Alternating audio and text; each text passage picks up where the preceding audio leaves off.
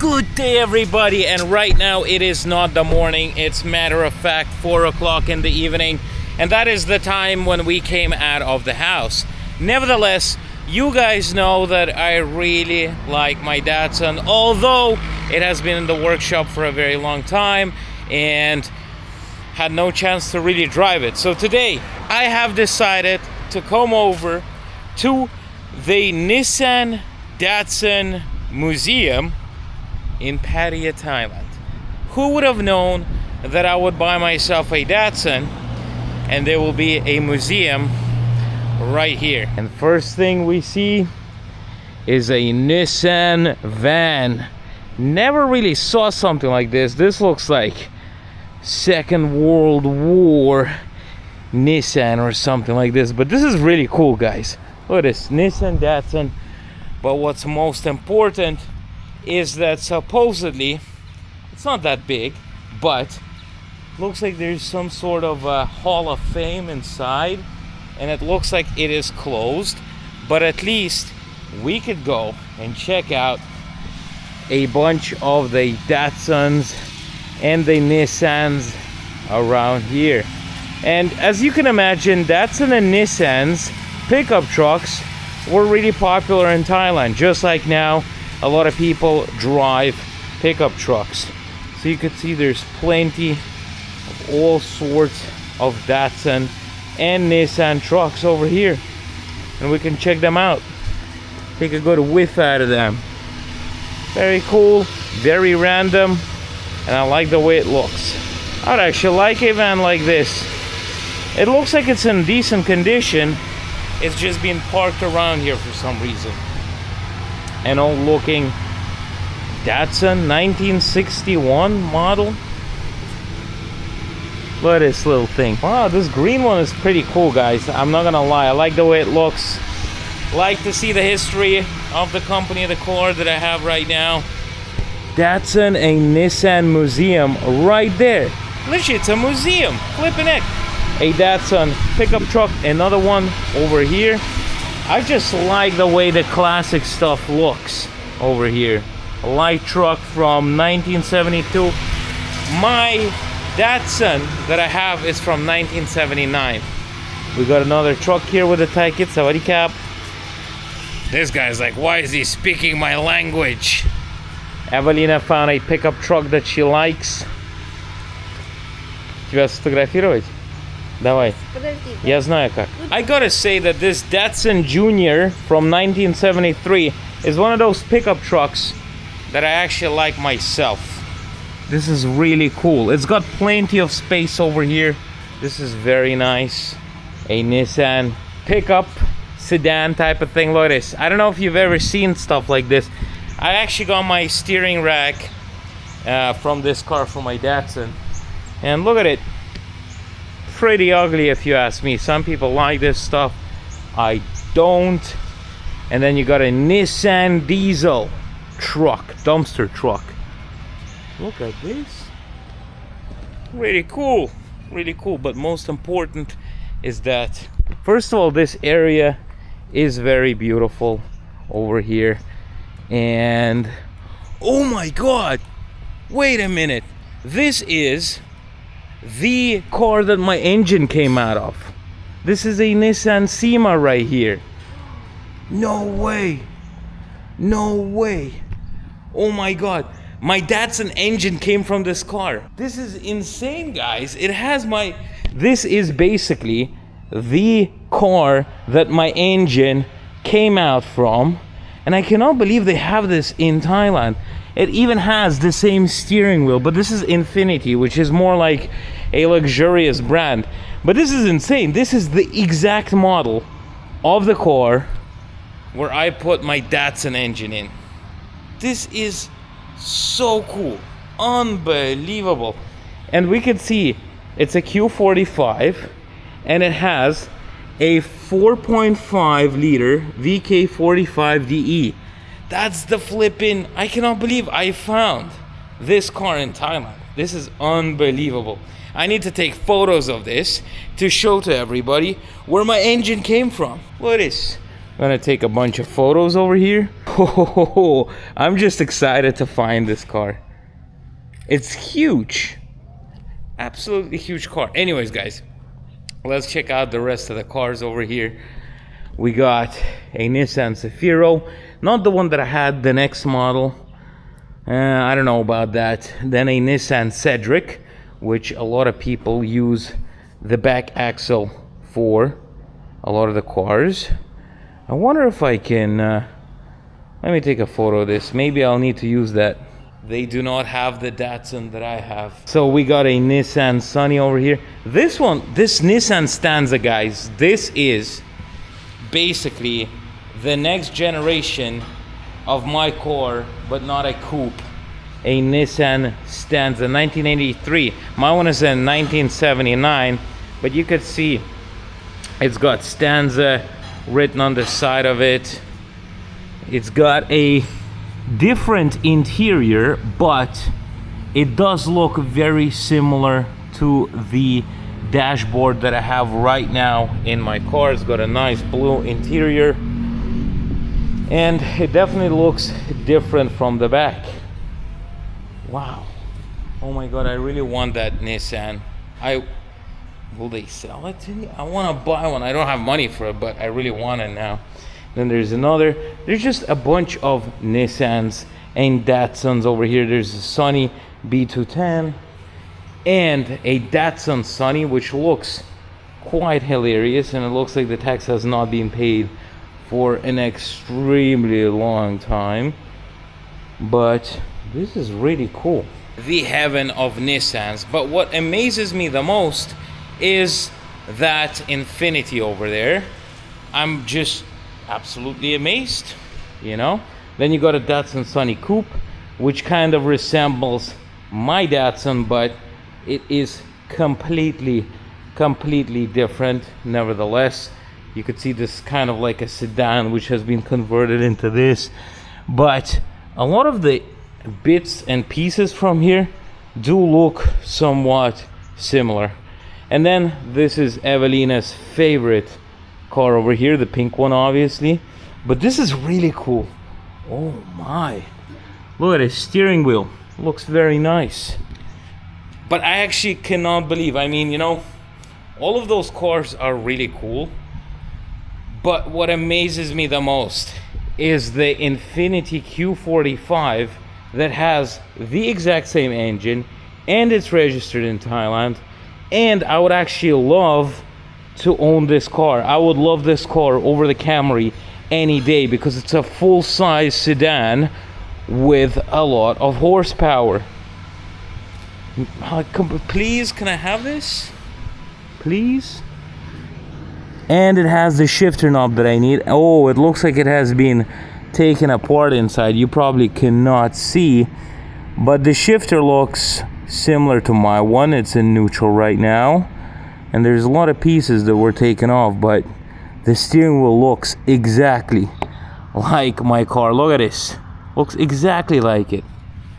That's really cool. Wow. Anyways, guys, that's the museum, and now it's time to get out of here. We found a little train carriage here. It's called the Siam Railway Station. I really do not see a train here, but this is pretty cool. You could see right here, it says Siam Motors. And then there's a big airplane over there. I think we should go and check it out. So before going to the airplane, we decided to check in closer this carriage over here. And it actually has the locomotive up in front. You could see the little airplane that we're heading up towards now. But check this out. This is, Evelina is going inside the carriage right now, and I'm checking out the locomotive right here. Look at this, guys. It's a full-on locomotive. Hopefully there's no snakes or spiders here or scorpions, but look at this. This is where you would throw the stuff in.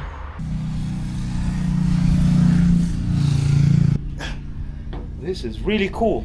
So this is where the coal, I assume, would be inside. and this is where you would be burning everything. So this is a steam powered locomotive. You have all this stuff around here to control this. This is very, very cool, guys. I've never been inside a locomotive. This is really, really cool. Now, I'm actually afraid that there's gonna be a spider or a snake somewhere, but look at this. This is the controls, and everything is pretty much preserved very well. No idea how this works, so if anybody knows how a locomotive works, please tell me in the comment section. But this is really, really cool. This is one heck of a big locomotive right here. This is really cool. Wow, a really old locomotive as well. I love exploring different places because you get to see cool things like this around here. This guy probably parked here to make sure that I do not drive away in the locomotive. Here are the train carriages, and I think Evelina is actually inside of the locomotive carriage over here somewhere.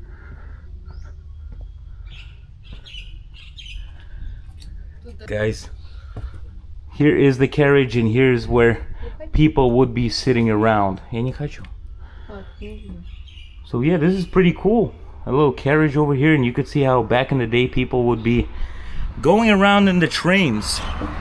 This is pretty cool if you ask me. Oh, I just had an insanely scumbaggy situation happen to me today. So I was driving the car over from that place where we're in, the Nissan Datsun museum, and I was like driving on the left lane because there was a huge traffic jam, and I see there's a police checkpoint. So just at the start of the police checkpoint, I start merging in because you gotta let the person merge in front. So two of the cars didn't let me in, so I honked out one of the pickup trucks. The pickup truck then left, and I was like, okay, screw that guy. Anyways, I'm in.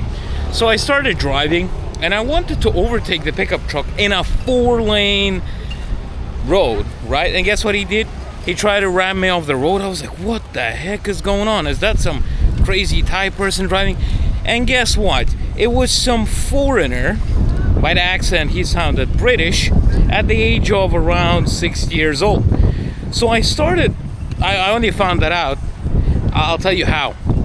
I started following the guy because I was like, this is insane. He was ramming me off at high speeds, which endangered me and Evelina. So I got really agitated. And you guys probably have seen many videos of Russian road rage videos. Basically something like that has happened over in Pattaya because I got so angry because of the safety hazard that old man has created. But anyways, you know, it is what it is. I think karma is karma. That guy is going to be driving. Somebody's going to try to ram him off the road, or, you know, if he didn't meet such a nice guy like me, he could get his teeth knocked out. So that's a little story about that. And me and Evelina are walking through Pratamnac beach right here, enjoying the views and the sunset. Just feels nice to walk around a little. I've been watching so many different, you know, Thai YouTubers and stuff like that, making their own courses now about how to make money from YouTube and how to become a multi-billionaire, and that they earn thousands and thousands of dollars per video per month and all that stuff, which is like the biggest cap I've been hearing for a very long time. I don't know why they are doing this. Well, obviously they're doing this because they started selling courses on how to become a YouTuber and how to make videos. But the thing is about that is, what the heck? We got an advertisement truck behind me and I can't even, literally, what is?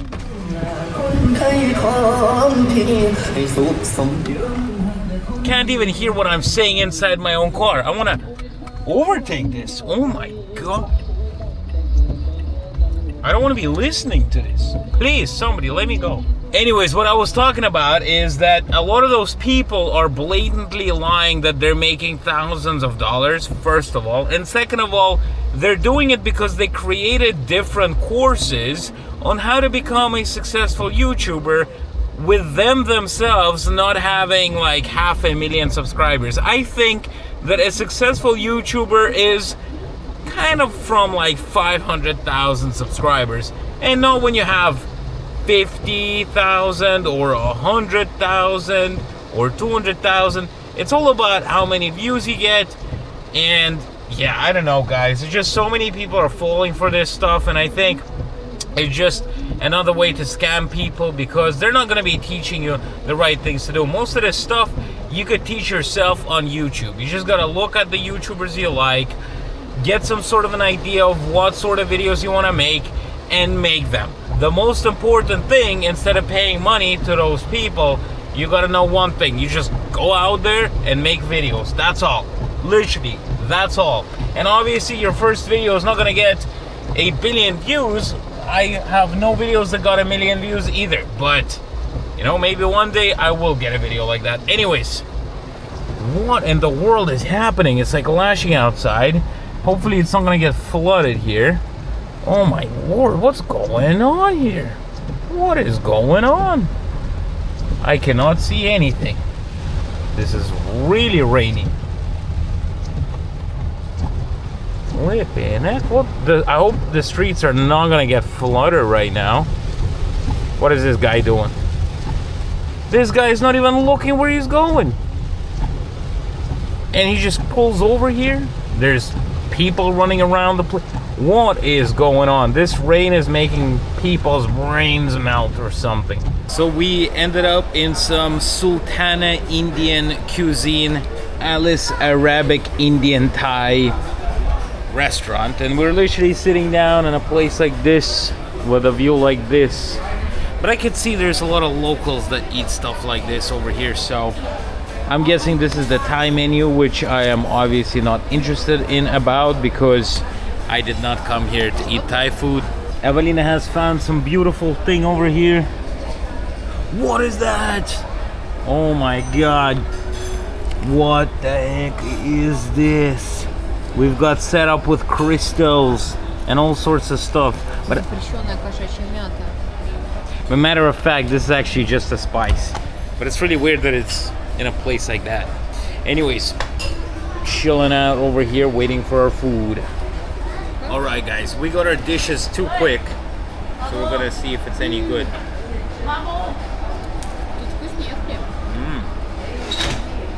Evelina got some mutton. Alright guys, I can say straight away that the curry in my favorite place is better than this. Really questionable. It's not bad, but it's not good. Not spicy, but pretty good anyways. I'm gonna enjoy the meat. The meat? The meal. Well guys, that was a bit of food, ranting around a Nissan museum as well. You know, a lot of people are gonna be asking me about what am I talking about, the Thai YouTubers and stuff like that. What I'm talking about is there's a lot of Western YouTubers nowadays that are teaching on how to become a successful YouTuber nomad, and that for some sort of a fee per month, they're gonna teach you the hacks and all that stuff to make great videos. The problem with that is it's different. Making videos is not only about making it as a good picture and stuff like that. You're really gotta kind of talk around things, investigate things, look at things, and you gotta really bring yourself out on camera. And in my opinion, to bring yourself out on camera, you just need to practice every single day and not buying courses, because most of the stuff that is said on the courses are usually just recycled material from YouTube. How do I know about this? It's because there's been multiple scams like that in Russia many times. This is like a 10-year-old trick in the book. Anyways, guys, it is what it is. It's just, I think that you should guys know information like this. I don't know why I'm babbling on about it. I just find it really irritating when people are paying for things that is not even worth $1. Anyways, guys, thank you very much for watching today's vlog. I hope you enjoyed it. If you did, make sure to hit the like button and subscribe to the channel. And I will see you guys next time.